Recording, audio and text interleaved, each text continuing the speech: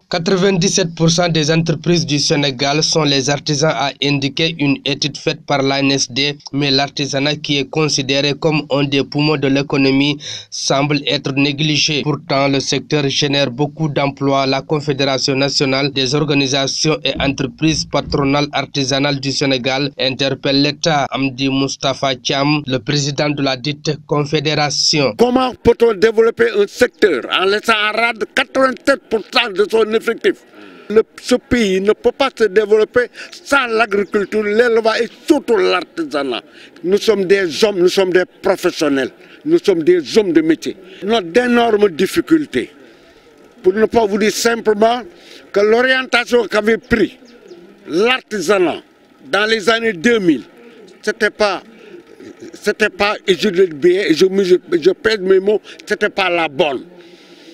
Sur les 65% que représente la section production, qui retrouve les menuisiers métalliques, les menuisiers bois, les maçons et autres, et aussi la section service, qui regroupe la mécanique automobile, le froid, l'électricité et autres, on mettait en exergue les 13% que représente la section art.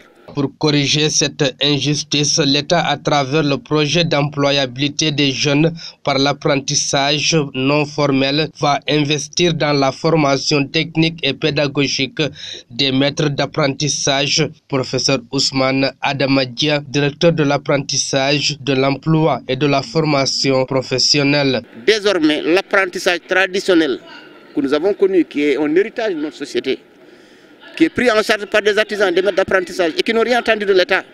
Ils forment nos jeunes, les prennent en charge. Imaginez tous ces jeunes-là, ces masses de jeunes, c'est des 400 000, 500 000 qui sont dans les ateliers artisanaux. Et s'il n'y avait pas les ateliers artisanaux qui auraient servi de réceptacle à ces jeunes, que deviendraient ces jeunes? Ça pose déjà un problème d'inclusion sociale. On ne peut pas laisser en rade des milliers de jeunes dans une société sans leur donner des perspectives d'insertion et d'inclusion et de lendemain. Nous avons donc pris la mesure de limiter la durée de séjour de l'apprenti en 3 ans et l'amener à la certification.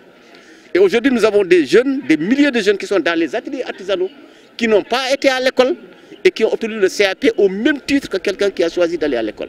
C'est une équité. Vous voyez, le président parle toujours du principe de bâtir la politique de l'État sur l'équité et l'inclusion sociale.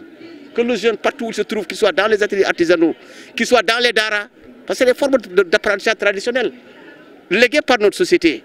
Qu'il soit maintenant dans l'école formelle que nous appelons l'école française, ils doivent être mis dans les mêmes conditions et avoir les mêmes chances de compétition et de réussite et être mis dans les mêmes conditions pour intégrer le monde du travail. L'artisanat demande plus de soutien financier et pédagogique de la part de l'État pour respirer la forme